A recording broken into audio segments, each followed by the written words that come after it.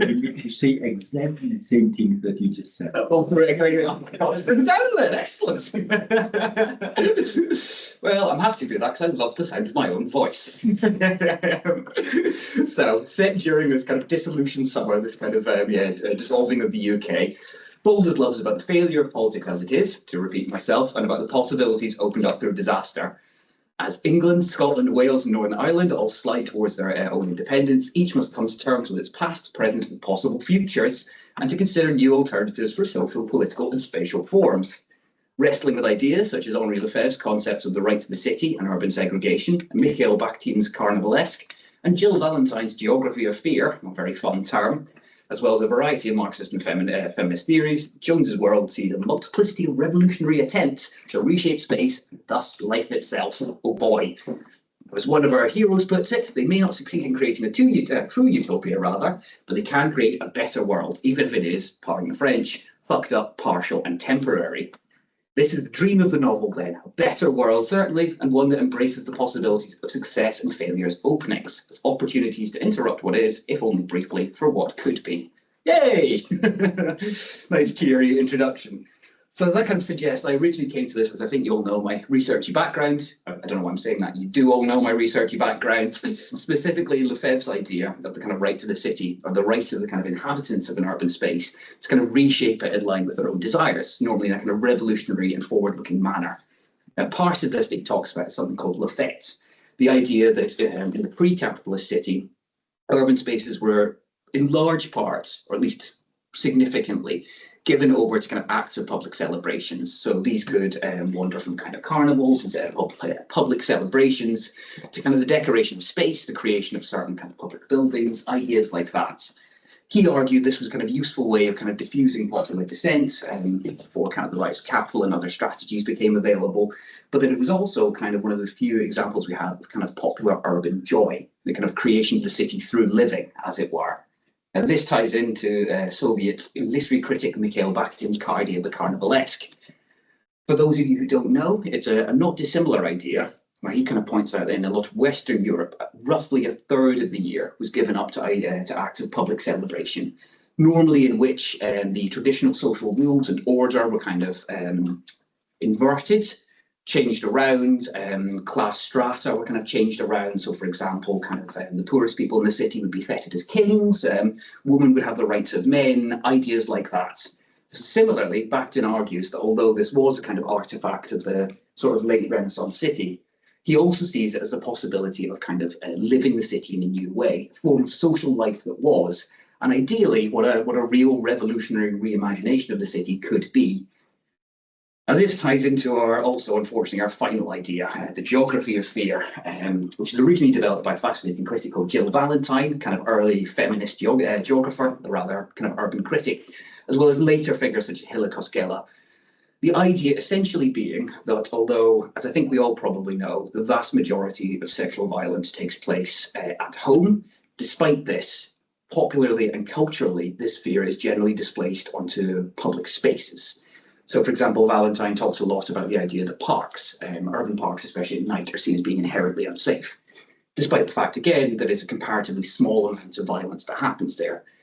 And it's, for both of them, as well as other critics, this is part of a kind of ideology of exchange, if that makes sense. But rather than women being encouraged to kind of notice where the actual violence is taking place, it's kind of pushed away to become this self-fulfilling circle. Valentine and Koskela both point out that this ends up being a kind of self-fulfilling prophecy, if you like. If a place is deemed unsafe in the cultural sphere for women, less women will go, it becomes less safe, would be the kind of idea. So they kind of identify this idea to some degree, all three of which come into our lovely novel. Hopefully everyone had a chance to kind of read through at least the first chapter. Don't look at you, Tim, you can go back to front. Excellent. So hopefully you can already see kind of some of how these theoretical bases kind of feed into the novel itself and the way that Jones is writing. So, with this kind of introduction out of the way, I don't know if anyone would like to kick us off for their thoughts. What was it that jumped out of that 40 to 50 pages of incredible depression that grabbed people? What is it, incredible depression? It didn't seem that way to me.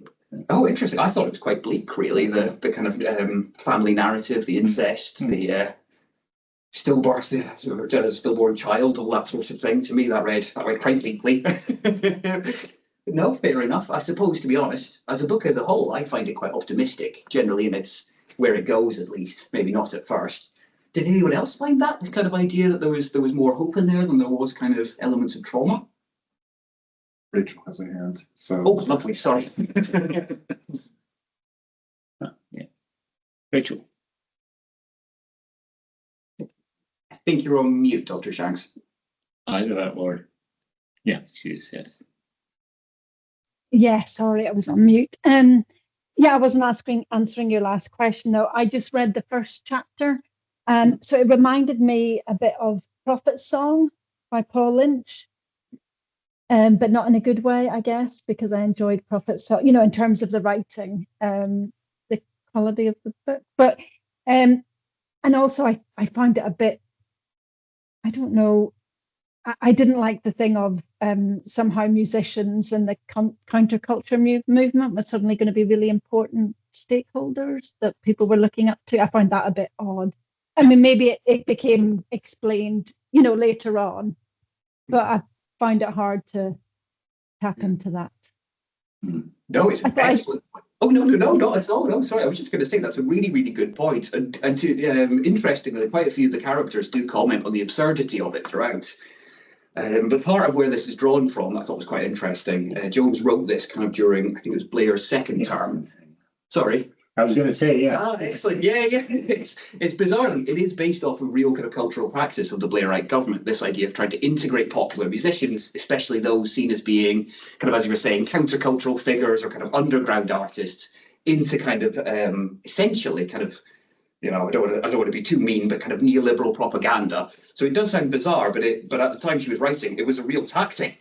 Sorry, Trevor, I don't know if you want to go on. Yeah, No, that's exactly what I was saying. That it's kind of reads like a play on that. It does. I suppose the government was actually doing it. Absolutely. And in that first chapter, there is some kind of comical discussion of it as well. I think Theo has a quite amusing point where she says, "Oh, wouldn't it be fun if we rock stars take over the government and then we're cooking unemployment figures and lying about the economy, things like that." But you're right; it's an odd crossover, something that seems much more familiar from the 1960s than the kind of early 2000s. So it's it's an odd take. Did anyone else have thoughts on that kind of idea, that direction?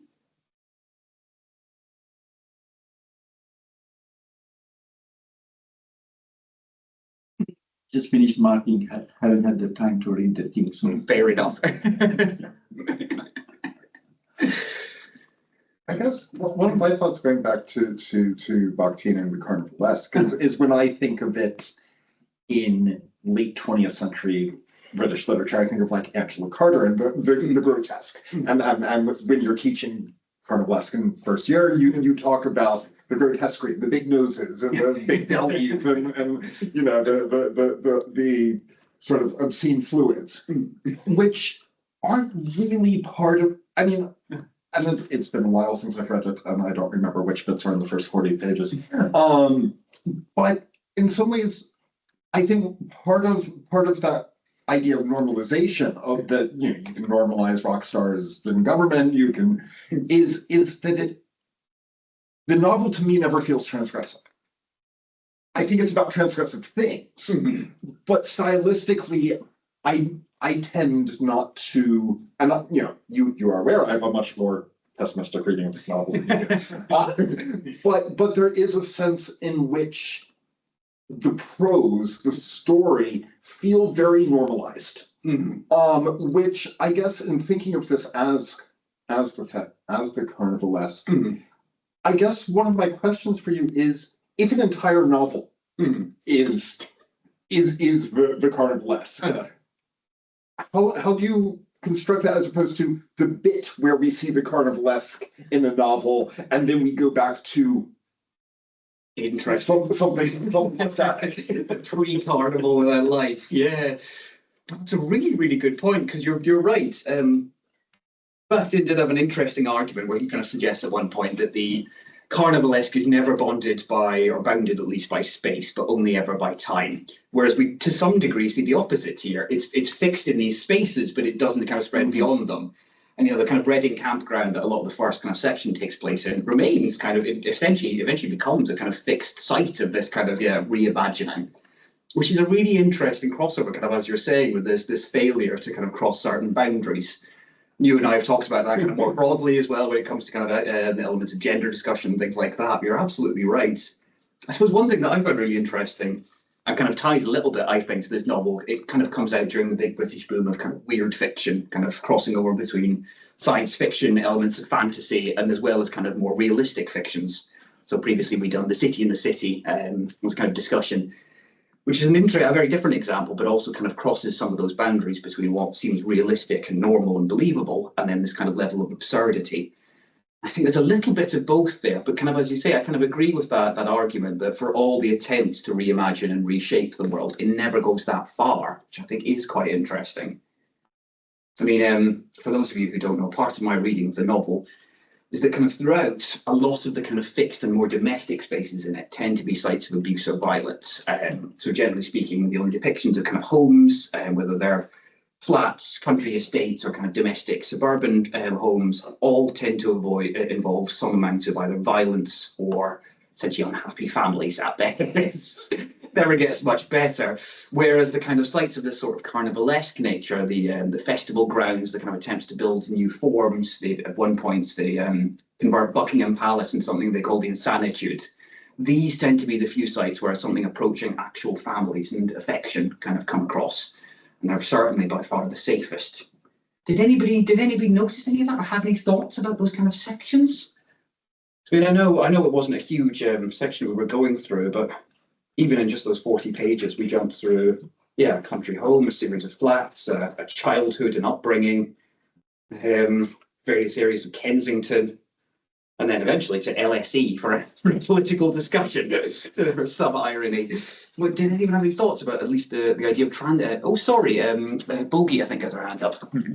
Yeah, thanks, Sam. I thought that was really an interesting way to hook me up to this book because I'm really interested what will happen next, and then the LSE bit as well, especially in the Blair government context. I was thinking about what you both said about the carnivalesque and like the normal life juxtaposition here, because what really appeared to me, what I liked about the chapter is that to me it appears Theo travels through both worlds with this sense of alienation.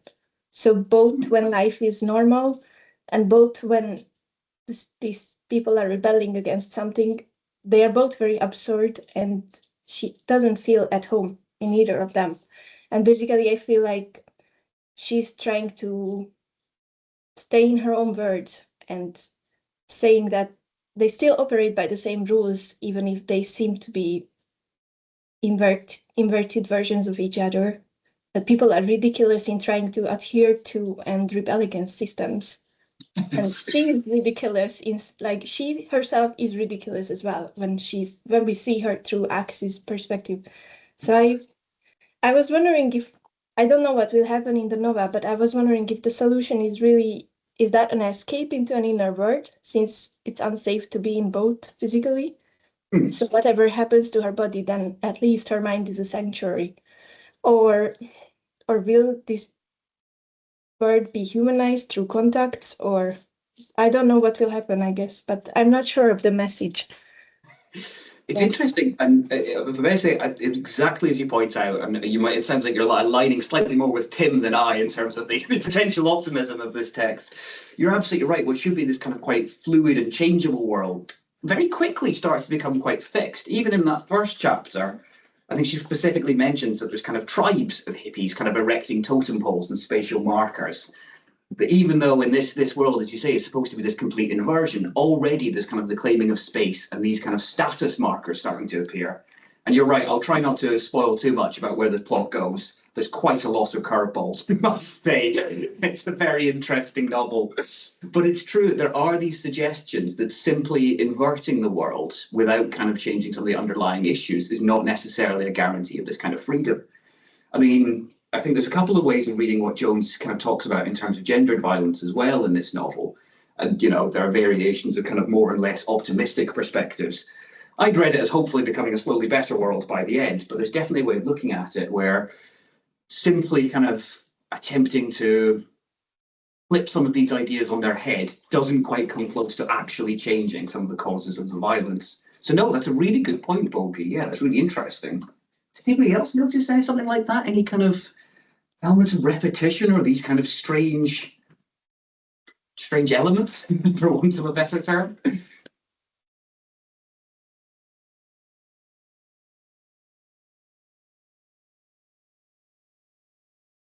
Maybe not, but I was going to say the same. I mean, at least from my reading of that third chapter, also a bit of chapter 2 that I got as far as.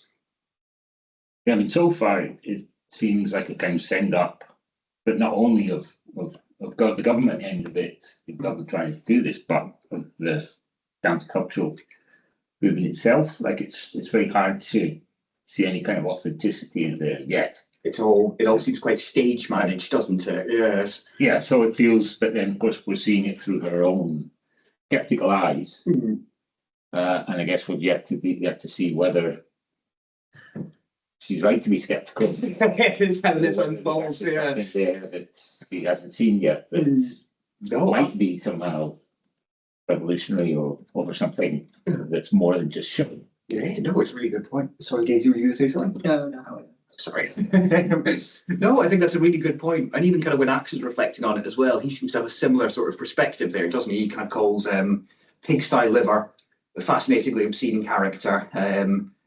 He kind of calls him a government stooge at one point, implies that it's kind of being directed from the top down. And as he kind of pointed out with its connections to the real world Blairite kind of attempts, it really was just attempting to fold things into government policy without any change. I think the only significant change was that Blairite government stopped talking quite so much about music as being an industry and more as an art form. But that was about it, really. So it is interesting. The counterculture is depicted throughout. Sorry, yeah.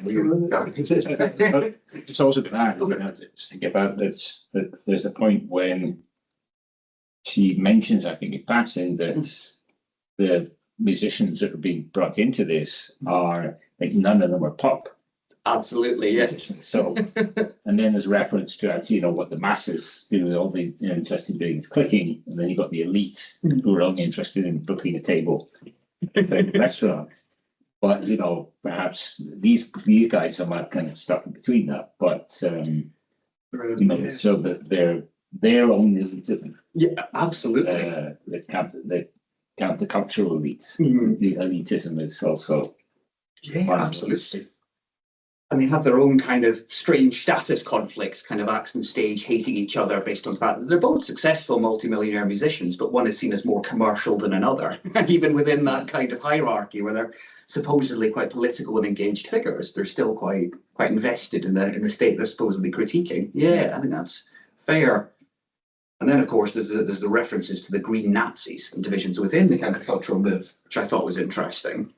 Yes, right. So the other of these guys are again coming out with wholly objectionable views, and they're completely contradictory to each other. Absolutely, and some seem to be a bit tongue in cheek. I think Hank says the poor should die more, and all people be ground up and turned into sausages or something. And and there's an element of irony there, but it's not clear exactly how committed a lot of them are to changing this.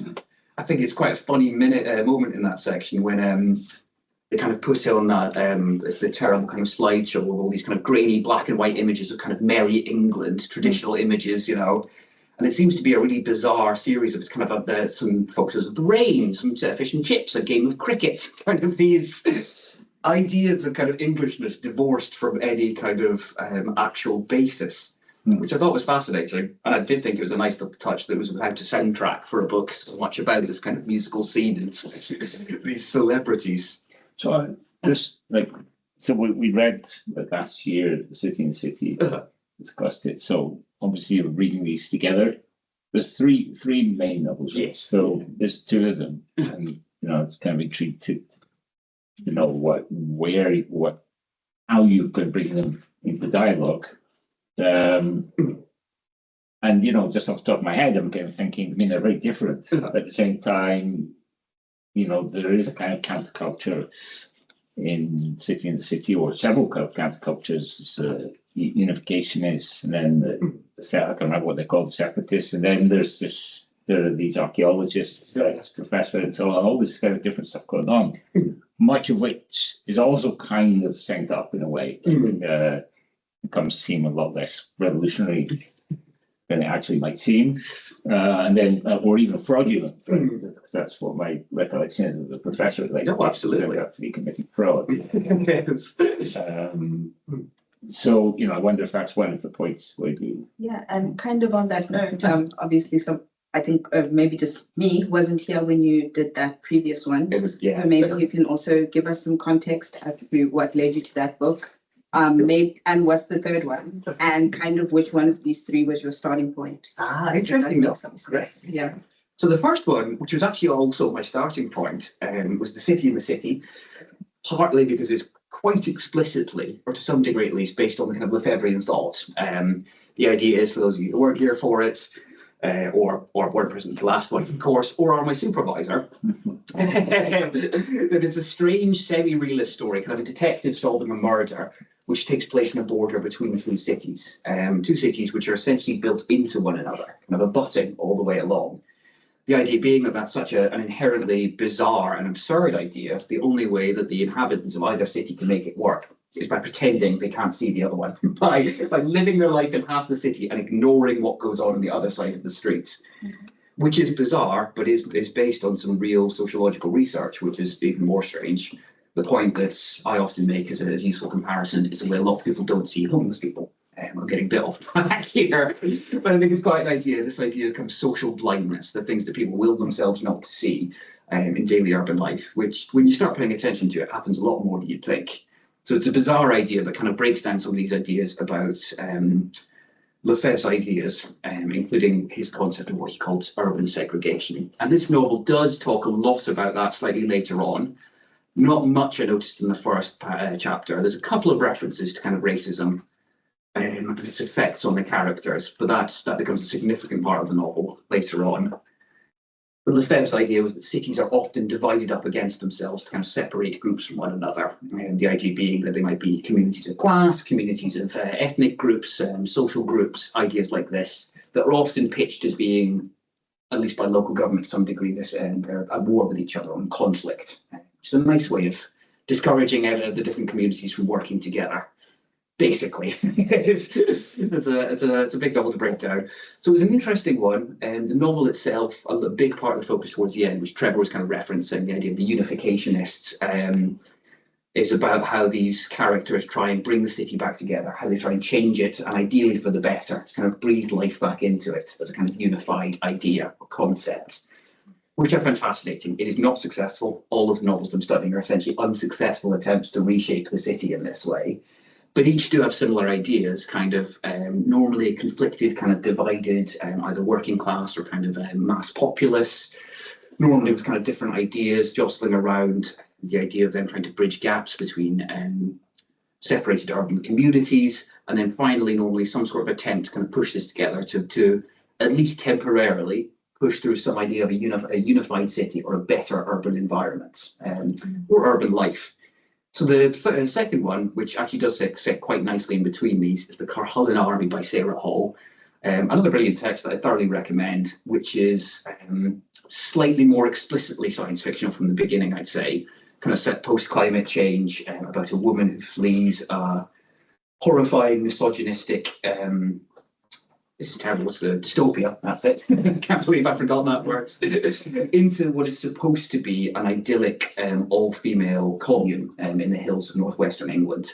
As the novel goes on, it becomes clear it's not quite as idyllic as it appears.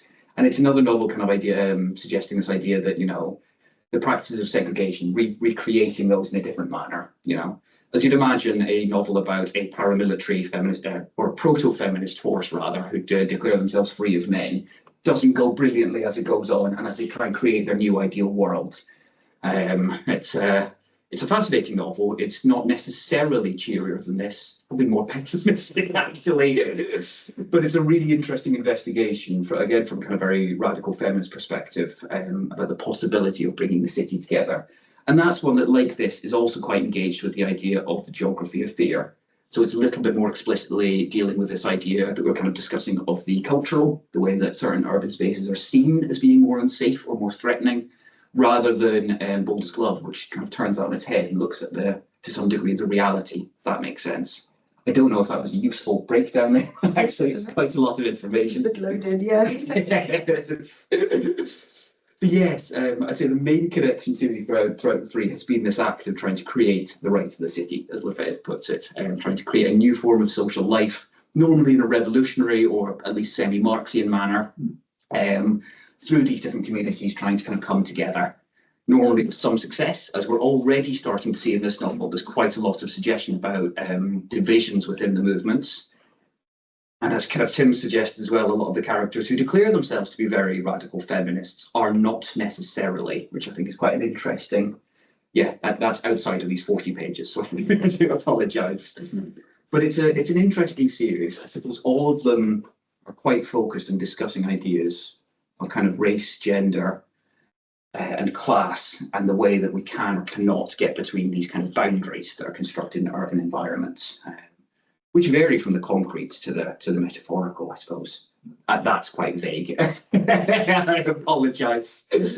By which I mean from kind of social understandings of what certain districts are and who can be there, to, for example, practices of urban planning, which would involve, the classic American example is motorways and railroads dividing white and black communities, or Korean and Latino communities. Mm-hmm. You see it in most cities. A lot of the urban planners who did it would not recognise they were doing it, but they exist.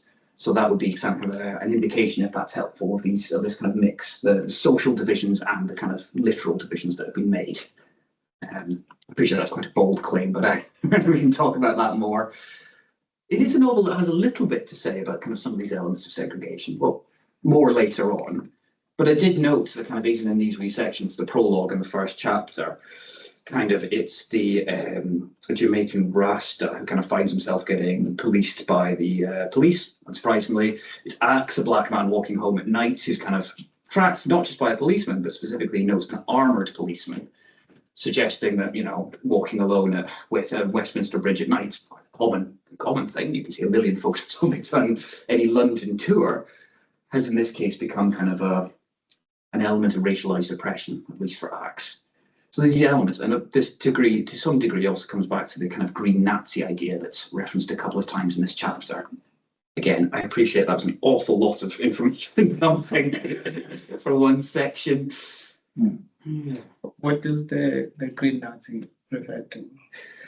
So it's interesting. It is. So in the very first novel, it's often quite vague, and it's not clear whether it's kind of a satirical manner of kind of referring to kind of the most radical of the kind of green counterculturals, or whether it's referring to what we kind of today call eco-fascists. I think we're all kind of familiar with this term and some of the meanings.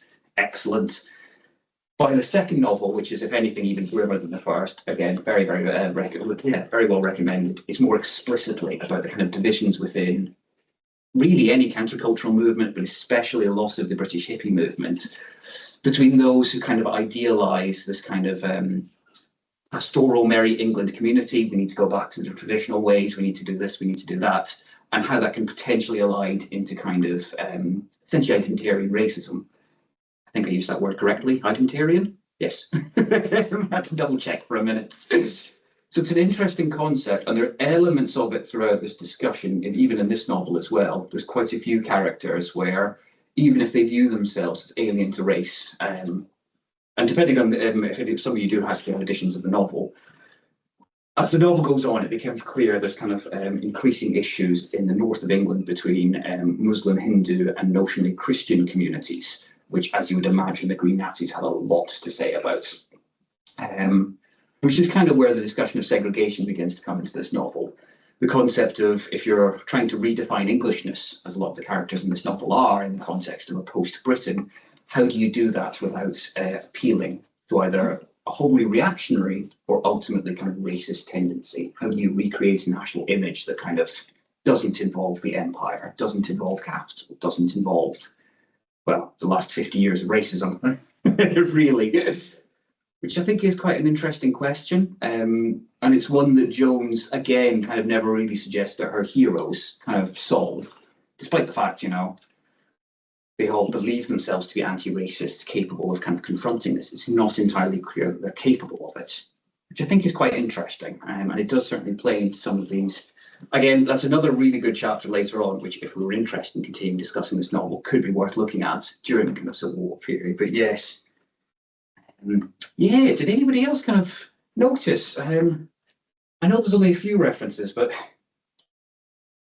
some of the kind of, oh, sorry, yes. No, I mean, you spoke so much about segregated places that I was just wondering, like, do you think some of these communities, they feel more comfortable and safe in segregated places? I know there's obviously racism and ideas of colonialism attached to it, but do you think, like, you know, I mean, if for example, like if I'm living in a foreign country, I would probably feel more comfortable living with, you know, people of my ethnicity and my nationality than No, it's a really good point.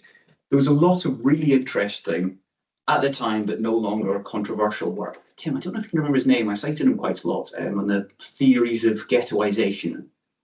Ghetto. No, this time. Not really. He was a French Jewish critic in the 60s through 90s, I want to say, who kind of opened up what we now call kind of ghetto studies.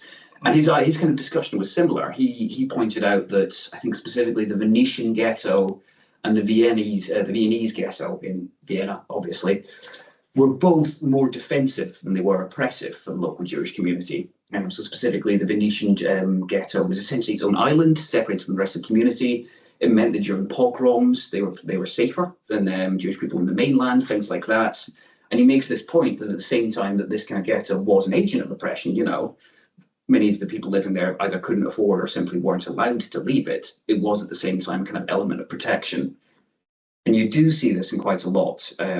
Interestingly, Lefebvre himself wasn't a great critic. He didn't talk a great deal about ideas of ethnicity or race, or these more complex ideas of ghettoization. So this is something they're using a lot of post-Lefebvrians for, who kind of come after him. And it is a really interesting question. It's a challenge that's still ongoing. There's a lot of work going on in the kind of Chicago specifically, I think, based on similar ideas. You know, should we celebrate elements of the gentrification going on in the ghetto because it's kind of making it a more diverse community? Should we resist it? Should we see this as kind of a reference to former oppression, or is it kind of the possibility for a new kind of all-black community that we've made ourselves? So it's not in, it's a really good question. I really don't have any answer to it at all. I don't imagine many people that do. But yeah, it's also something that kind of goes on throughout the novel. There's a suggestion when it comes to the kind of Yorkshire sections. And it's interesting because the characters involved kind of say, well, you know, although there's a couple of cities in the north of England that are very heavily Muslim, there's still kind of London, there's these great southern parts. How do you start drawing borders here? How do we say where an independent kind of British Muslim republic should be? How do we separate the peoples? You know, should we? Or should this be kind of, should we be trying to do something different, trying to make this kind of community for all? Which is, again, a question I'm not really sure. It's kind of, I don't know if you have any thoughts on this kind of element, Tim. I know you have a different take on it. Again, a lot of my positivity about the novel. But yeah, I don't know if you have a... No. Okay. I have other thoughts, but This is a space for all thoughts, to be fair, yeah. So this is like, would you say like a whole genre like of novels, and like, do you see what's in common? What they have in common seems to be these kind of failed utopias, basically. But you know, utopias are not necessarily dismissed in a novel. Like, you know, maybe that's what makes them interesting. Is that they're definitely critiqued, and you know, turn out to be fractured and then ultimately collapse somehow. But nevertheless. So I was thinking of another novel like by a French writer, Leclerc, which was also, I guess, I think 2000s. It's called Un Ami in French. I'm not sure what the English version is, but it's actually, I came across it because it's set in Mexico, and actually in the town where I lived around the time when he happened to be a geography lecturer there. Actually, a geography lecturer used to that. Might be an interesting connection. I'd imagine it will have something to say. Yeah. Interesting. But he won a Nobel Prize for It's definitely one I'll be giving a crack. Yeah. Thank you. Yeah. But it's also similarly, and it's actually based on a series of events in that obscure region of provincial Mexico where there was a kind of utopic movement. Interesting. And it's that, ultimately collapsed. And, right at the very end, so it's basically the story of the kind of rise and fall of this utopic movement.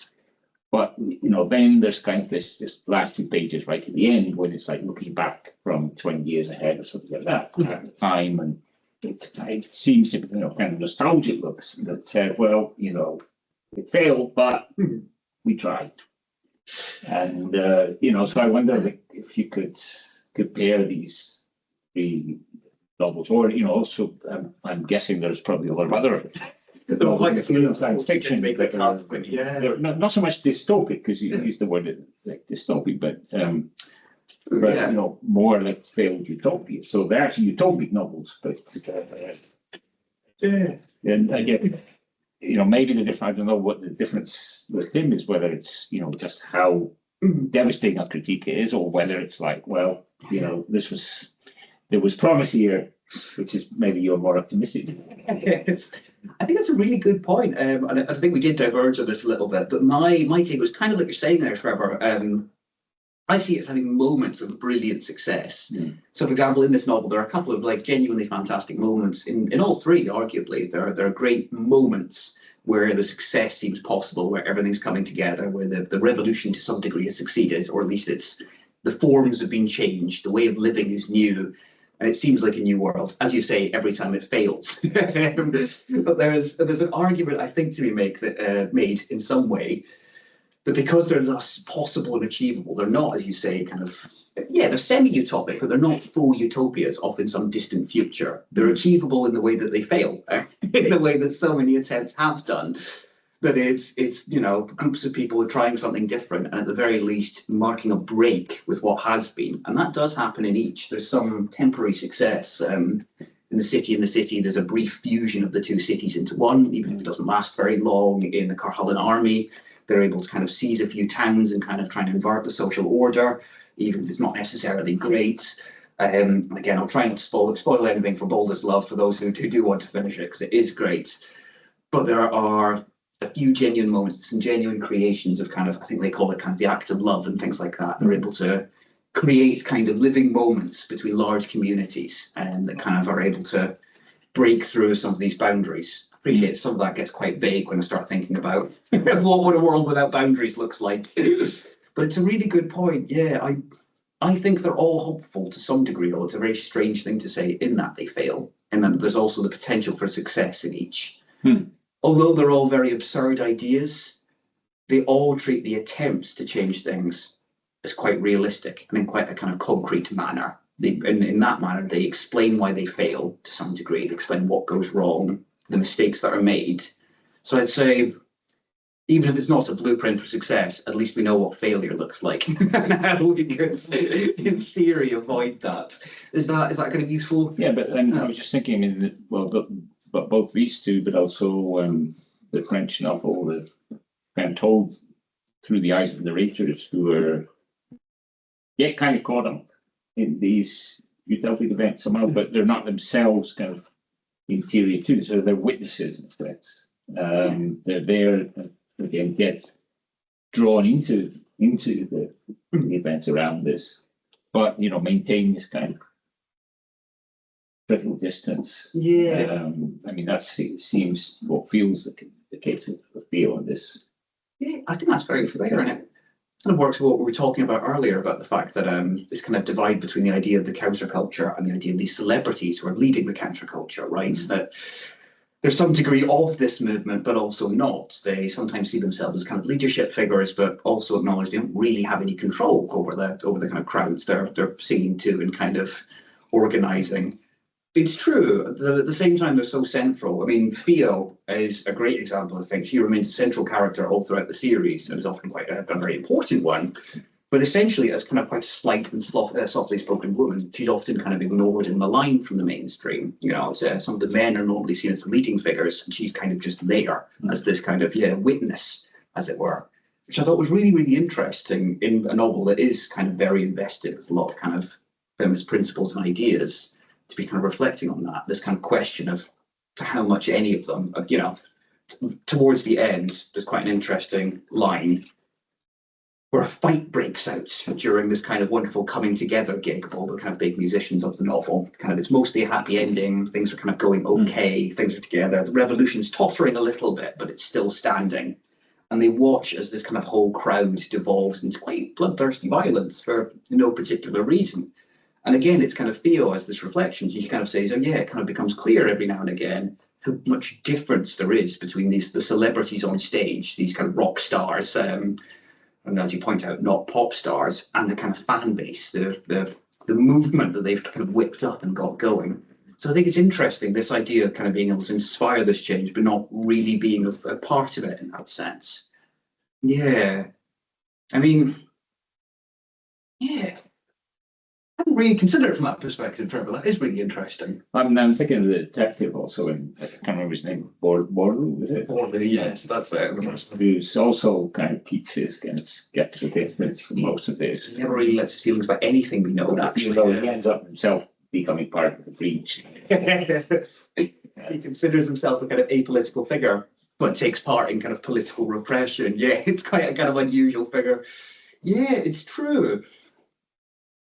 It's an interesting comparison. I hadn't considered the kind of analysing it from a narrative perspective between the two novels. As you can kind of see from this one, it kind of jumps between the kind of mostly the three major characters and then occasionally a couple of other smaller ones from their perspectives and kind of brief kind of discussions. But it mostly is those kind of main three. And as you say, it's normally them considering events happening to other people, which is quite curious. Less so even them considering events that they're responsible for. I mean, a big part. Yeah. Please finish. Okay. Yes. So my question kind of concerns the structure of your thesis. Maybe even like a methodology question. Obviously, we do sort of different things. My last memory of literary studies was in first year of university and at Stellenbosch University. And one of the books we did was some kind of like a white savior story during the apartheid regime about an 11-year-old. So it's not the smell of apple that you want to know what I'm talking about. But yeah, that's my last memory of this. And obviously you're at a very different level.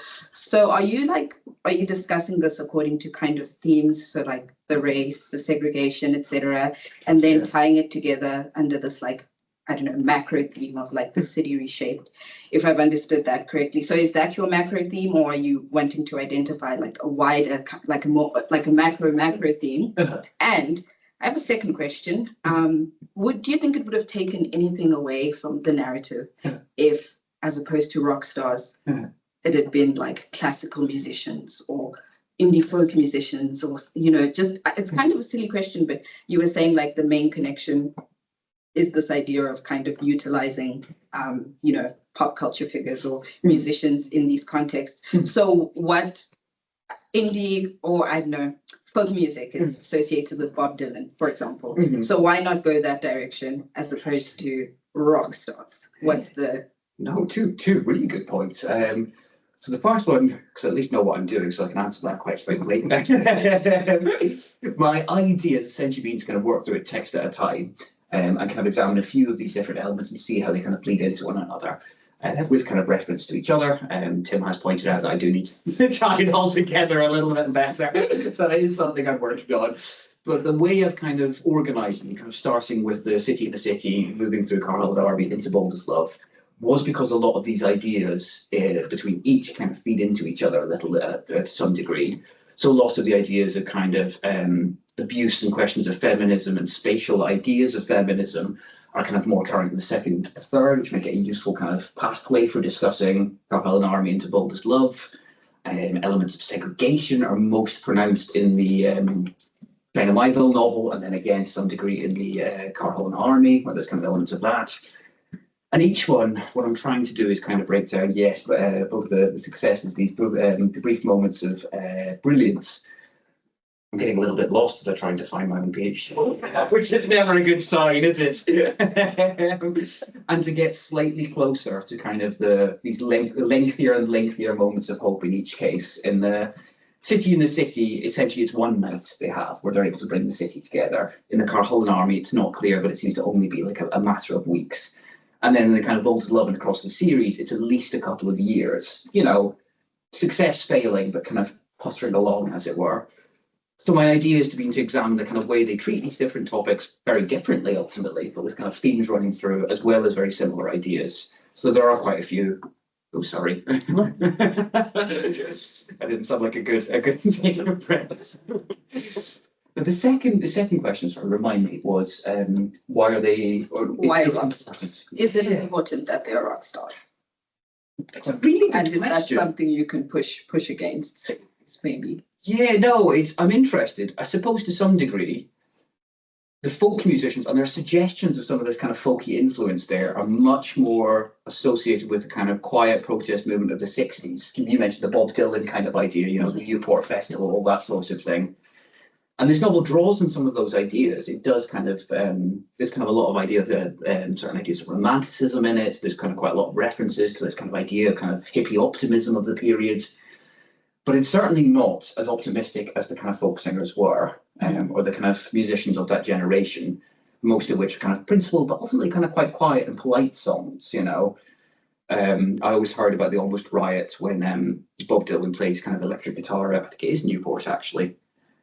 At one of the big folk festivals, which is great. So I then got to see a recording of it, and it's not a riot. It's about 6 middle-class people at the front, kind of very quietly going boo, boo, you know. And a lot of cultural discussion, that's kind of one of the high moments of kind of 1960s, like at least from that element of people, right, from the kind of folky hippie kind of community. That's one of the big outbursts of fury. It's kind of what? It's interesting you say that. I suppose, you know, I find it useful. I've always been a bit of a metalhead. Which I think is a useful element of comparison, because it is a very curious effect. I think probably everyone in this room at some stage or another has been to a rock gig of some description. Bold as Love is a Jimi Hendrix song. It is. Yeah. Very, very That's much. relevant at all to the book. That really is. Yeah. In fact, amusingly, if you do get a copy of it, most versions have Gwyneth Jones' list of suggested albums and reading, albums to listen along to, which is great, as well as kind of like other texts and histories that are a useful kind of comparison and show a little bit of the way she's thinking. I would really recommend it. Depending on how you listen to it, it might ruin some albums for you, as it did for me during some scenes. You'll have flashbacks the next time you hear the song. So it is kind of a novel very involved with that, which I think is quite interesting. And it does try and capture the kind of, essentially the kind of crowd play of a lot of rock shows, if you've seen that before. Like, if you think of some of the most, not even bands I particularly like, but one of the best performers I've ever seen was Def Leppard. Utterly bizarre, I know. But they essentially have 3 decades of knowing exactly how to excite this crowd, almost to the point of violence, of, you know, people about 50 years younger than them, many of whom have never heard their music and have shown up to a festival. And the energy, the kind of outburst, was something that I've not seen. And I suppose you could argue that you could have done it with kind of rap or something like that.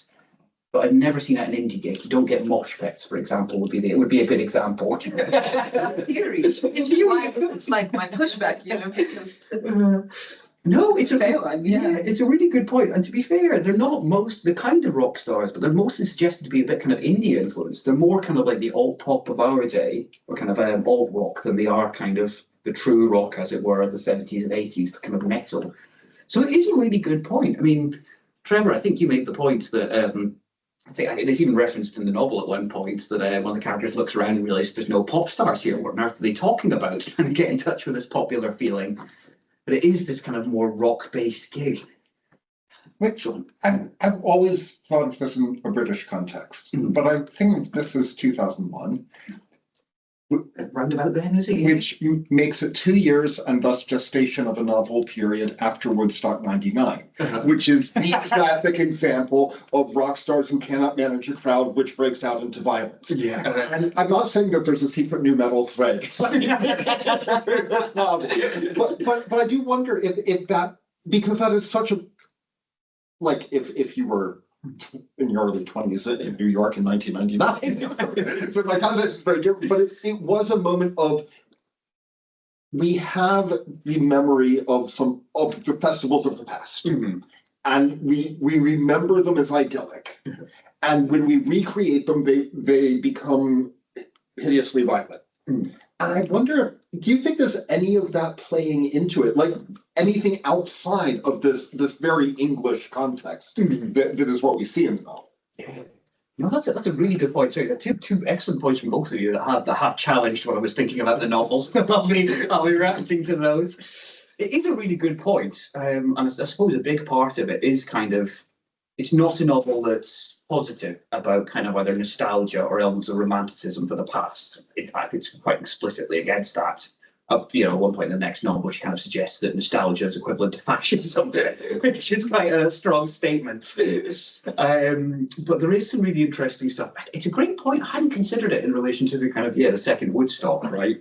Or even kind of farther back, I think it's the end of the 60s, the Speedway disaster, is it? It's supposed to be the second Woodstock was the idea, and it was another kind of disaster with kind of crowds melting down, violence, all that whole sort of thing. So it's a really interesting. The Stones about Mark. Yes, I think I am. Yeah. Thank you, Tim. I kind of need you with me at all times, actually, to remind me of the terms I've forgotten. Yeah. No, it's two really, really good points. And I suppose that is a big part of it. That none of these characters, that they are actually the most comfortable doing kind of crowd work and organising people. And it's some of the few, not the few, but there are some of the nicest moments of kind of unity and togetherness during kind of later on in the text. Again, I won't spoil too much, but there's essentially a kind of fascist atrocity. And it's one of the things that they kind of use to bring people back together is a kind of essentially crowd-pleasing set, bringing all these musicians together. So yeah, it's interesting that the closer they get to bringing everyone together, less true to their own music it is in that sense, I suppose. It's kind of, they come on, they do each other's songs and all that sort of thing, and they joke about it as being like pantomime, I think, rather than actual music. So I think there is a really interesting divide between this idea of them as musicians and them trying to do this kind of crowd control and kind of managing people's excitement and energy rather than kind of letting it dissipate. Mhm. Yeah. I'm sorry, Chuck, with you. Sorry. Oh, yeah, sorry. Just one, I think linking to the first question, I always got a sense in talking to you that the operation of the city, even the city as a concept, seems to have two meanings, like city with the urban planning part of it. But also, is it also in the metaphor of the city, so that the divisions are just within the people themselves? Yeah. Even within the same location, which is already in a divided city type of thing. Yeah, no, it's a great question. My partner Liz often as a joke asks me what a city is, and I always say I don't know. You will find out. And it's a really, really interesting question because it is like such a live debate and kind of always will be, as you would imagine. Really, what is the city? How can we imagine it? Being from a kind of Lefebvrean influenced context, I see the city to some degree as being kind of social life between communities brought together. That to me is what the city is. It's less about the buildings and the constructed nature of it, and more about this kind of idea of kind of intermixture and togetherness, cooperation, right, on a large scale. But at the same time, it does also mean these things. It's the fixed buildings, it's the city as the site of industry or trade, it's the city as exclusion. Not infrequently as well.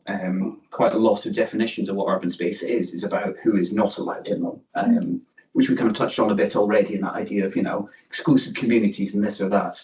So it is a great question.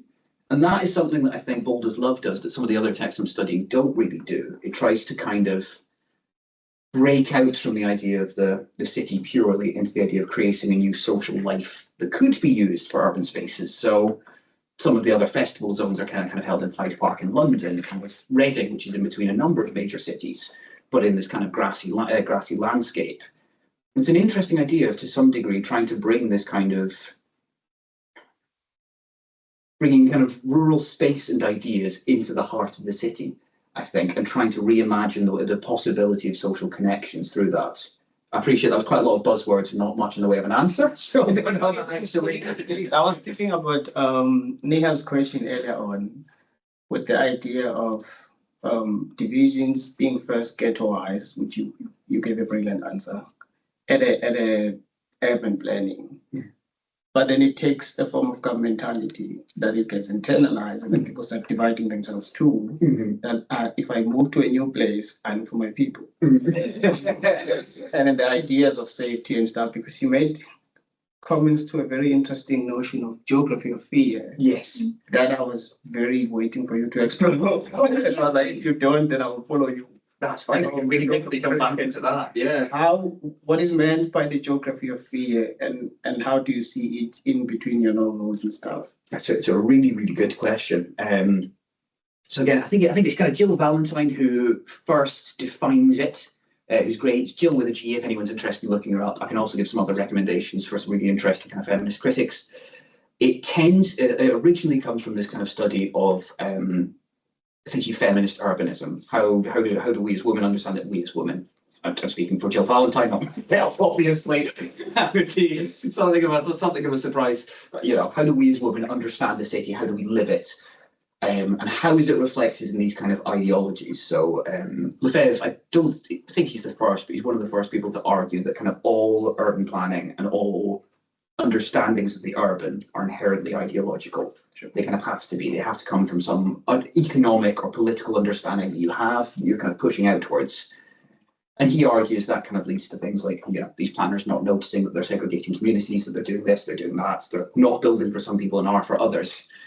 And then Valentine takes a number of similar ideas. I think he was originally a sociologist and kind of and applies a lot more kind of studies-based approach to try and kind of analyze this from a data perspective.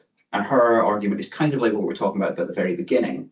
It's this idea that she talks about that, you know, in any country, as far as I'm aware, you know, I've only read 6 or 7 different kind of national examples, but in any country, as far as I'm aware, over 90% of assaults against women happen in the home or in the home of a family member or close friends. Whereas in a lot of feminist science fiction, so one of the people I'd originally long ago thought about writing about, Joanna Russ, amazing critic and kind of feminist sci-fi writer, in a few of her work, she examines this idea. The idea is that the streets themselves are hostile, that public spaces, you know, one of her short stories, I think it's bins that start consuming women on the streets. It's an absurd idea, but it's kind of like playing with this idea about the understood and the conceptualized space, like the way that it's thought about. So a big part that Valentine starts, but then other critics kind of push on, is this idea that it's a much more socially constructed fear than it is. So Valentine has a really interesting study on class and gender, where she points out that women tend to be rather most afraid of public urban spaces outside of their own class. That if you're, I think one of her examples was in Paris she studied, and if you're from a poor district, other poor districts feel safer to you, and you will believe that factually they just are. Similarly, if you're middle class, upper class, and that kind of follows. And Koskela, who mentioned, I think she does most of her work in Scandinavia. She's Finnish herself. She has a really amazing paper, which I'll try and find at some point, where she talks about the idea, especially in the Finnish context, she kind of says, you know, it's taken as a truism that in many countries, women in major cities are afraid of night, or nighttime, won't go out at nighttime. She says, you know, obviously not always true, but the point she makes is, I thought this was great, that night is to some degree socially constructed. She points out that it's often associated with certain hours of the day or certain feelings, more than it is with the actual presence of light. So from her Finnish perspective, she says, you know, between winter and summer, there's something like 8 hours of difference in sunlight, you know, something huge. And she says, but it's still from kind of 6:30 on, that's the unsafe time to be out. So I thought, That's very interesting. Yeah. So it's, you know, it's a really interesting field. I'm glad we've talked back to talk about geography of fear. It's not cheery exactly to read about for obvious reasons, but it's something that informs quite a lot of these ideas. I think in slightly different manners, both for Jones and for Sarah Hall, kind of did the previous argument. I mean, you know, arguably all cities are kind of socially constructed to the same degree they are physically constructed, and this is quite a big part of it. It's also useful, especially over the last 15 years, there's been quite a lot of work from feminist geographers talking about reclamation strategies. So I think quite a few countries have them now, moonwalks, things like that, kind of, yeah, large kind of community run, all women kind of walks through the city at night, things like that. There's, you know, nighttime marathons with similar ideas, all kind of about like finding a way to reclaim this space. So as I think I kind of referenced, sorry, were you going to? It's very interesting what you're talking about. I was just thinking, like, because you spoke about like sexual violence, how it is like it happens at home more, but it is mostly associated with public spaces, and how that's a way to prevent women from going out more. But I was just thinking, I mean, like, it's true that it occurs mostly at home, but it's probably more predominantly associated with public, but it's probably because we are in the public. We expect people to help us in the public. If you're at home, you're probably alone, and if you're with somebody, there's only one person, you know that person, there's nobody to protect you. But in the public, you expect people to speak for you, and that doesn't usually happen. So no matter what, in broad daylight, and I think that's why there's like more. I think that the problem is more associated with public school sphere rather than private sphere, because I guess we expect people to speak, and that doesn't really happen, and that's why I think that should sort of get more importance then. Yeah, no, it's a really, really good point. And you're very right. It's not a realistic way of describing it. Wasn't pretty. So I do apologize. I'm not saying there aren't threats or there aren't concerns or all that sort of thing. But you are absolutely right. Yeah. Yeah, there's not much cheery to say about the subject. So it's quite difficult, isn't it? Sorry. No, it's it's so much about what or at least a significant part of the novel is about, as well as to some degree my research. It's such an important question. And you're right, like it's ideological, this perspective, in the sense that it's not just confined to what people think. It is real in the world and that it's made real. You're absolutely right. Which I suppose is why kind of it's only practices that can really change that, right? Which are, limited. I've always thought of my home city of Glasgow to be quite safe, but one of the papers I was reading recently was kind of saying exactly like you are. It's not like, some kinds of assaults are less common, others are more than many other cities. And it's affected just as much by kind of popular and public ideology and practice as it is by anything else. So you're absolutely right. And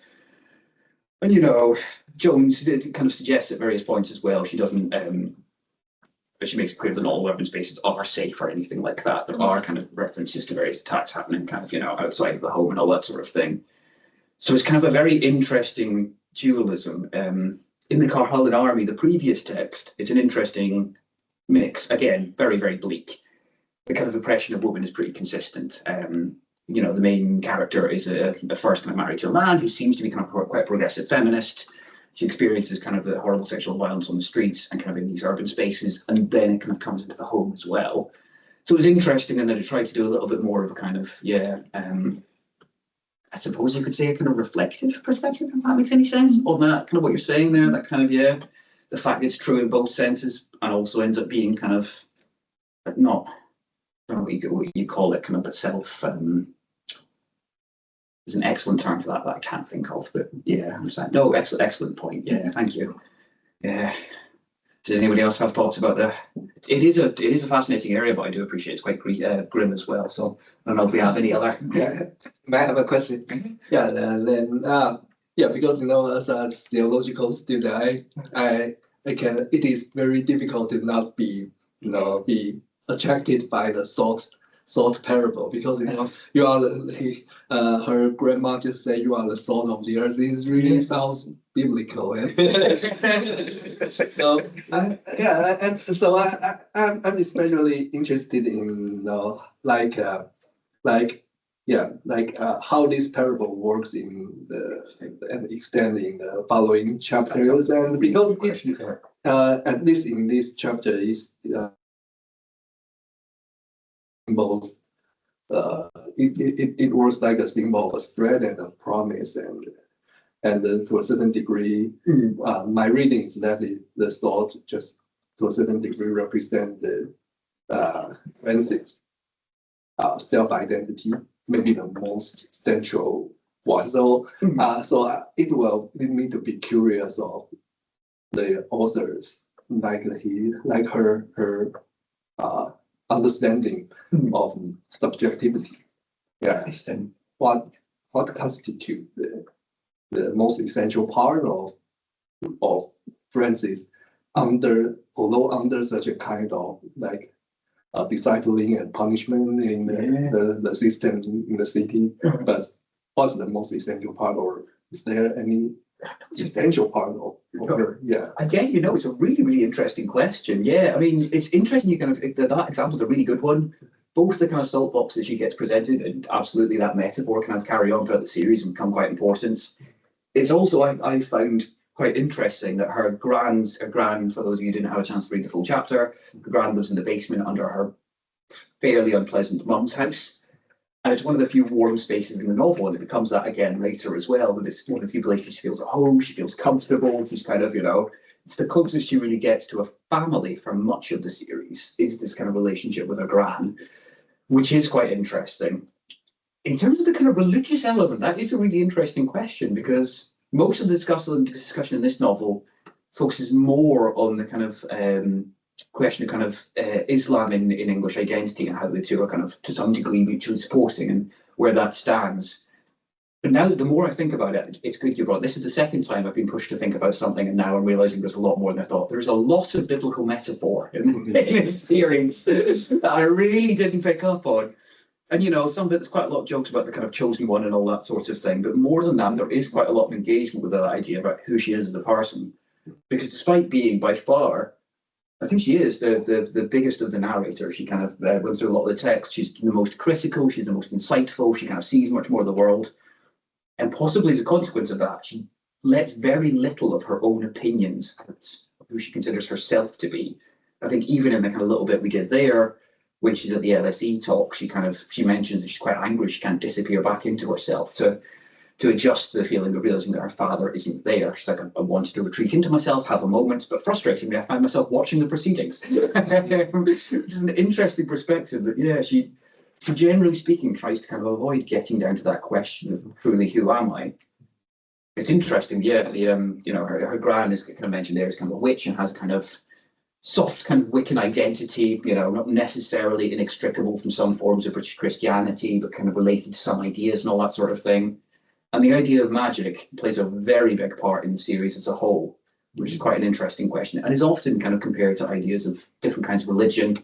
Christianity gets off quite well in this series, I'd say, actually. the Wiccans and magical believers, not so much. But that's a really, really good question. I hadn't considered it from that perspective. Because there is quite a lot. The second book in the series has a lot to do with the idea of the prodigal son returning, all that kind of thing. Something I actually really need to think about. Well, thank you for that. Yeah, there's a couple of really, everyone's been quite very insightful so far. It's going to be difficult. We need to rewrite all of this, Tim. Is there any hint of, last couple of years, so had also discussion of Augustine. We read City of God. We read Fellow City of God and discussed it. And partly, I think, originally because the city there was, the same idea that maybe some kind of connection there. But I can't remember where we looked at that. But I mean, Jerry, obviously, you brought this also to Augustine via Brian Brock. Is there any? Do you get any sense of Augustine in this? What we're trying to? Yeah, I think a very rough idea is that because like the sword works in I think in the parable is more likely to bring like a reconciliation, bring bring light to it works like just a light to the city or to the world. And if we put it back to Augustine's the city of God, then it will turn out that in fact the sword works as like what Augustine mentioned, that like the city, even the non-Christian city seeks the peace among them. And so what that kind of peace is like the most essential question about his interpretation of Roman history, like what kind of peace that binds the citizens together and to build a earthly city, and then what kind of peace that constitute the city of God. And so the sword, like, and to connect these two together, and the sword plays like a role that Augustine mentioned, that like there is kind of peace that the city of God member can bring to the worldly peace. But I still cannot figure out how it wants to do your contact, It's interesting because, in the novel, the kind of salt is mostly used like that. I think she talked about it a little bit in the kind of first wee section where she kind of says, the world will love you as meat loves salt or something like that. And generally speaking, when it comes out, it's kind of in positive moments and social occasions. She's kind of sharing and kind of, helping the world. But at the same time, there's also that kind of double idea of salt, right? Of sowing salt and, destroying land, things like that, right? The kind of the possibility of drying out, of desiccation and all that sort of, it's interesting that it has that double function to give life and to kill as well in that sense. And I'd say that's very much not unrelated with the kind of perspective of salt and questions of magic in this text. No, it's a really good point, actually. And I'm in fact mainly thinking this in the line of like a communitarianism, because I just figure out, I just saw that because also say that the sort as a kind of promise was that just called the promise was that she would escape, that the winds of change would blow away the chill, hateful Tedian of her childhood. But when I reading this with from the communitarian perspective, I will find that. But my question will be like, but if that is not the childhood, maybe just like the thought.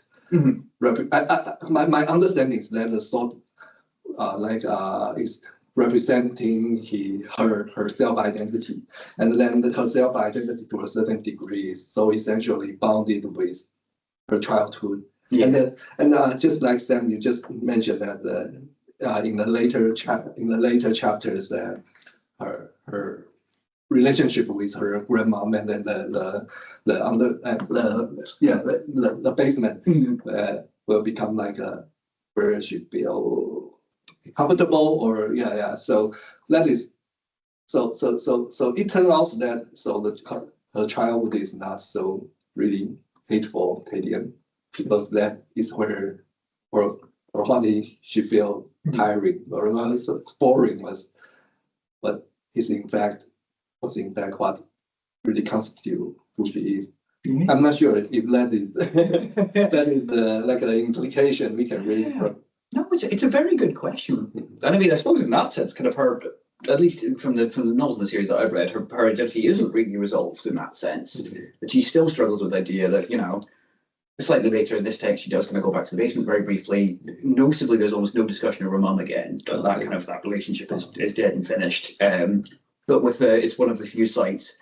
And I think it's appropriate, and it's an unusual domestic space, right? The gran in the basement is quite a strange statement, but that's one of the few spaces that absolutely, as you say, is one of the closest times she gets to domesticity. This is home, this is comfortable, this is warm. There's the flavour of the salt and the promise, as you say, of the kind of life to come.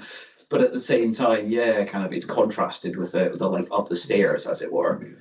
Yeah, it is interesting. Sorry, did you want to say something? No. No, fair enough. Sorry, but maybe I just extend from there to like the feminist question, because I just figure out, just like like in the feminist discussion, that household or home is always like the most difficult and the opinion is the most divergent, I think, because to a certain degree, home is home is or family is presented as a threat, and also, but sometimes it is also maybe not a promise, but like sometimes something that really represent the womanhood, so because in the feminist discussion, there are like two camps, that the one treat like the house or family as like a part of the systematical social oppressions and but a very essential part of that. But to a certain degree, when the feminism comes to emphasize embodying the bodily need of women, then especially in theology, then it will to a certain degree need to re-recognize the value of family. So yeah, so I just found that the kind of tension is also like implied in those kind of the thought parable. Yeah, no, it really represent the childhood and or maybe her family. Yeah, so yeah. Interesting, because it does, it's very much our pre-horrifying upbringing is mostly kind of a parody of the kind of nuclear family and its tradition, isn't it? You know, from oh sorry, Isabel, I think you put your hand up earlier. I don't know if you had a no, mine was just completely different. I'm also interested in this. It was, you said something about the frame, right? Yes. And this idea of, is it the divided city or the city in conflict? Segregation, he referred to it as, or ghettoization, he also calls it. And what hasn't came out in our discussion, but I think it's probably treated in the first note, what happens to gangs, like, because I think they're very byproduct of the city. That's quite good, an interesting question. To be part of the conflict, basically. Yeah, so there is reference to it in the second novel. In this one, from memory, the main idea is that this is that essentially in the post-revolutionary state, crime has become very difficult to define as what it is. I think even in the first chapter, he's already mentioning the kind of, outlaw hippies are kind of going around burning down kind of, personal transport cars, wrecking monocultures, things like that. Sorry. I think in the first one as well, there is a brief reference where amusingly, when one of the characters, I'll not say who, seizes absolute power and declares themselves king. Yeah, the novel goes some strange places. That's not even the strangest seizure of power either. It goes some interesting directions. The kind of way he does that, one of the things he does essentially is brings around a leader of, like, I think it's the Yardies and a couple of other of the major London kind of factions of the crime worlds. And essentially the discussion he has is, to be honest, they thought it was really funny having some musicians in government. They liked the fact I put myself in power through violence. They knew how to work with me. And that's kind of the way, it's already an indication that things are not all well in this kind of revolutionary state, right? But it is this idea of saying, well, at this point, kind of, revolution and change across the country, what does the law mean anymore? What is crime, if you're not murdering people? And if, like us, you've, asserted your control through violence to some degree, how are we different? So it is an interesting question. In terms of, I suppose there's also kind of like a significant part of the novel, as I mentioned, kind of is set in Yorkshire and the north, is kind of reflecting on these kind of tensions there. And that is more about kind of paramilitary state conflict than gang conflict necessarily. So it's kind of related in that sense, but not really. I don't know if that's a helpful way to go down. But there's some very interesting elements there. Yeah. Do you think then my other ones would be a better one to deal with that question, because it's already a crime anyway?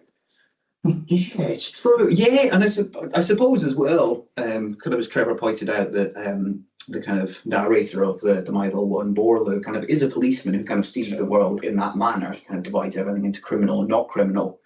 Which arguably is why you might find it quite easy to become the secret police at the end when he joins the the breach. It's a really interesting question. It does, this one certainly, I don't know, I was going to say this one transgresses boundaries more commonly, but that's not the case for you. At least it addresses the question of boundary transgression more. So it's less interested in that idea of crime necessarily, and more about kind of social expectation. Whereas, I think, as you say, the Myville one is so built on the idea of the kind of rule of law and how you kind of institutes kind of, I think there is a word for it, actually, intra-urban municipalities or something. city spaces divided between two or more governments, that kind of idea, which is more than you'd think, which always surprises me. Metropolitan governance, yes, it's. Yeah. That's any large city has to be. It becomes a metro. That way, yeah. No, fair enough. There's more just the idea of kind of having fully separate governments that consider themselves separate entities. So, you know, the East and West German councils, or there's cities on the borders of the Netherlands and Belgium where, you know, they're kind of split right down the middle, that sort of idea, where quite literally and amusingly all the houses on one side of the street are Dutch and the other's Belgian, which is a bit of an absurd idea, but is, yeah, rather real. So yeah, no, interesting. I hadn't thought about them from that kind of concept or perspective, rather. Sarajevo's district, Bogey say, yeah, no, that's a really good example, actually. Skopje, I think in northern, I think it's now called Northern Macedonia, isn't it? Not Macedonia anymore. Yes, excellent. Turning to the rest of political theorists for help there.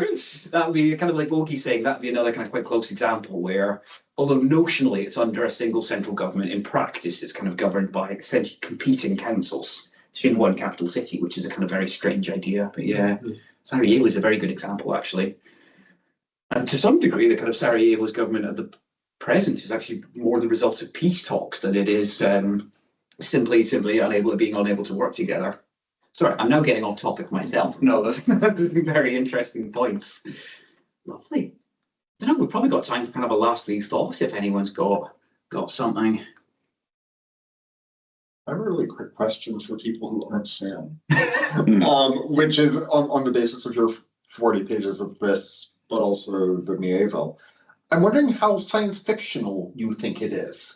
Because this is a conversation we've been having for years about what makes these science fiction compared to the big science fiction writers doing utopian spaces at that point. I'm just wondering what kind of novel you think Bold as Love is in terms of genre, in terms of ways of reading it. Is Bold as Love science fiction? That's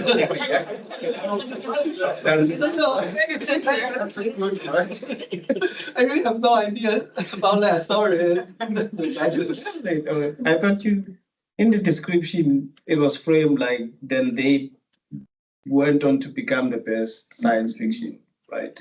Or something like that. Oh, interesting. Or are they already, this is already the work. Yeah, no, this is pretty much where Gwyneth Jones goes on from. It gets more realist from here. But she's describing on the back cover, Gwyneth Jones is the finest British science fiction writer. Yeah. So I know exactly that puzzled me because I like science fiction. And I was saying, it's a really good question. Yes.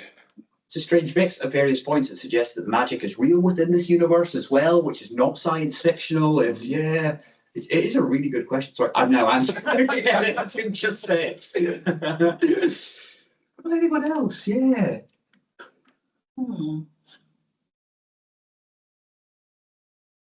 I have thoughts, but I'm formulating that. I mean, I have no idea about this one because I didn't get a chance. But I thought the China Marvel one, playing with the idea of the invisible city, which itself should not be, I don't know, a category of science fiction or something. I could play along those lines, but I was also just asking myself, what exactly is science fiction? I'm not even big in China, so I'm like, okay, this is what people read, and how is it science fiction, basically? No, it's a good question. Like China Marvel always defined his own work. And I think you could probably argue this is as well. He always called it part of the new weird as a kind of generic catch-all. And this kind of idea being to use elements of science fiction, fantasy, and often strange elements of realism that feel quite uncomfortable in these. So there's quite a few elements in this where, you know, it'll become quite a normal novel for 30 or 40 pages, and then something will be said, oh yes, this is an utterly bizarre, utterly absurd world. So yeah, it's a good question.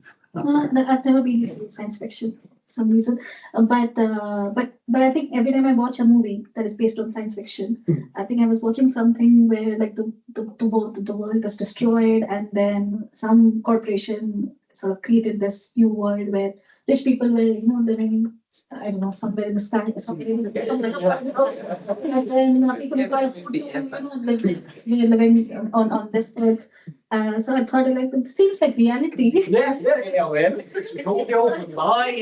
I don't see what's fiction, like, like, I don't see any fiction element in this. But It's also, sorry, if you bring up movies, it's interesting, like dealing with a narrative and a fiction novel in an academic context to me, because this is why I was organizing my thoughts. I have a personal theory that post 2000, I don't really see the point in categorizing art. Which I know sounds really dramatic, but you bringing up movies, the fact that we've been talking about the book, focuses on these musicians. It's a fiction book. So when you were saying, for example, like, oh, you're thinking about indie music, or is there going to be mosh pits? They literally possibly could be. Like these kind of like stringent categories that we used to place things in. Really, I really struggle to wrap my head around still labeling forms of art like that in like a post-2000 world. I don't know. Yeah. So it could be science fiction. It could But be. also, yeah. Exactly. It's why 2000. I don't know. It's a, Your years. yeah, you got me there. I guess million. Exactly. Mhm. That's when I was born, so that's a good one. Declare the end of That's the start. the old word. It is a really good question, though, and it kind of plays into a lot of the conversations we're having around this text as well, right? And you're right, it's quite absurd to me to just, don't be silly, you couldn't have a mosh pit to folk music, when of course there's magical salt, there's, variety of really absurd events all happening. That's a great point. And to be fair, kind of at the point this novel's being written, Tim will probably be able to tell us more than I can, but there is an immense debate going on between these kind of internet-connected fields about how and if you can still define them in the ways they are. So when kind of China Miable starts declaring themselves new weirs, and kind of quite a few authors of that generation do, they often reject themselves as being necessarily fantastic or science fictional as part of that. They can't say, no, this is different, it's a fusion, so it's thus beyond that. Kind of, I think Interzone did quite a lot of stuff around that idea, around challenging the idea that there were any more. And some people end up arguing that it's now the year of the fantastic, or the SF, I think is the other term, right? Speculative fiction, that it's no longer these categories, it's these pulled together. It's a great question. And ironically, despite being on the other side of this, I find it really easy to categorize novels. It's like the fact I probably shouldn't, yeah. It's not very useful. Is dystopia science fiction? So I don't know because of my category aversion. Often.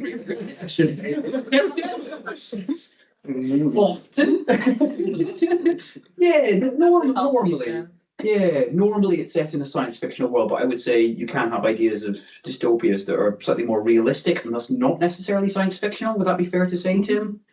Yeah. I'm turning to the other lit parts and we're back up here. The world can be dystopian right now.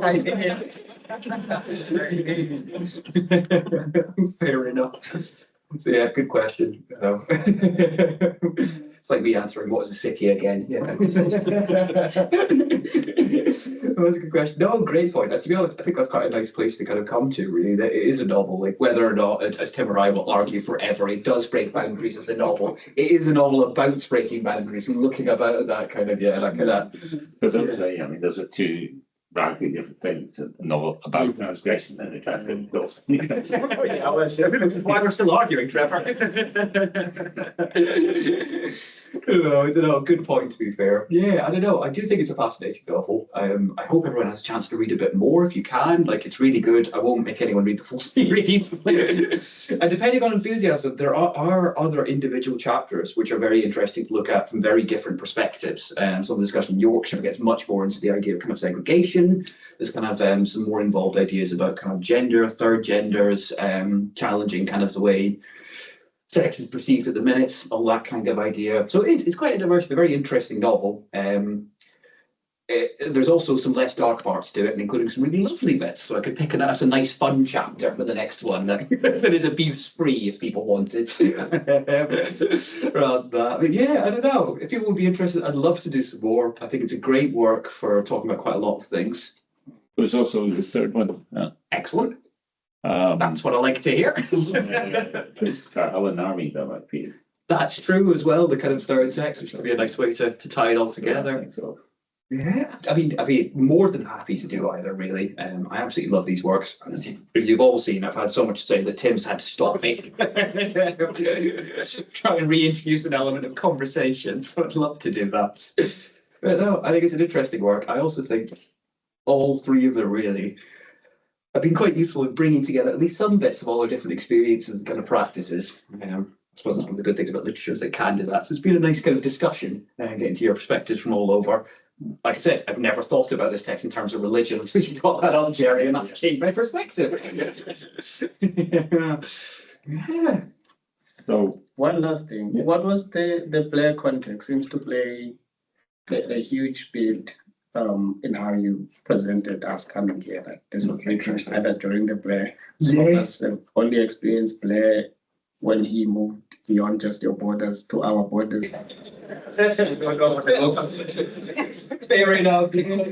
So a big part, it's often identified, this novel is often called one of the kind of big works of the kind of British boom in science fiction, which kind of is mostly late 90s to kind of early 2000s, maybe mid 2000s. I think everyone, again, as discussed, everyone gets a bit funny about where you draw the boundaries, fair enough. But the argument is that a lot of this kind of work, and especially this one, are reflecting in a left-wing manner on the immense pessimism of the kind of later Blair years. Sure. So I think this would have just been pre-Iraq, I think, 2001, wouldn't it? Yes. Yes, excellent. But still has a way to go. So a lot of the kind of British, it was an interesting divide. The argument was that left-wing writers in science fiction in Britain felt more comfortable to criticise a notionally left-wing government within that kind of genre and to imagine kind of different elements of the world. As well as some critics, so Mark Bold, a critic who I love very much. I think I've sent Trevor a couple of like possible kind of easy introductory pieces to it. He has some great stuff where he talks about the fact that nobody could satirise the absurdity of the Blair era, rather, outside of science fiction because it was too surreal. he was performing live semi-concerts with Oasis. He was, doing all this bizarre, Some of you may know, at this age, Tony Blair was still a sex symbol internationally, which just blows my mind every time. Yeah, he sung love songs in various radio shows and was considered one of the great sex idols of Western Europe. Oh, insane! So this context we're releasing. Yeah. So if you watch Love Actually, Hugh Grant is based on Tony Blair of here is the sexiness of the UK as opposed to the dowdiness of America. That's terrifying. Like this. Yeah, so it's madness. Yeah, so it really doesn't feel real, but yeah, there's kind of. Yeah, although it does get into it, even in that first couple of 40 pages, there's quite a bit there where they're all so confused as to why they've been invited into a political think tank. what on earth have you brought? Why do you expect we're going to be able to give you useful answers? That's Yeah. an American thing. Mm-hmm. Sorry, political think tanks. They're mostly an American thing. Yeah, no, fair enough. Actually, yeah. Unfortunately, I think I've started to adopt them at least a little bit. No, great question. Sorry, I probably should have spent more time with that as well. Reading those points. There did seem to be some critical context. That's great, Sam. So thank you for sharing that with us. No, thank you everyone for listening to me rattle on about it for ages. 2 weeks time we have Jerry. Okay. Yeah. Who's going to share some of his PhD nearly complete PhD research. I just sent my draft to Brian this morning. Yes. That'll be coming my way too. On a very different topic, but I'm sure we'll find some crossover. Yes, we need to. We always manage, yeah. The actions.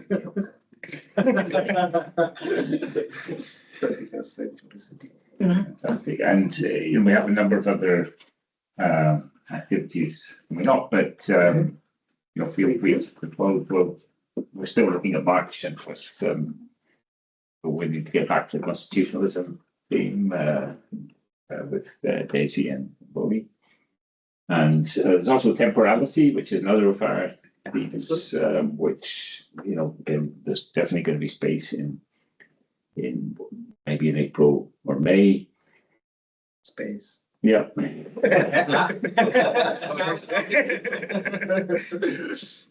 yeah. Thank you. Oh, I'm looking forward to it, everyone. Yeah.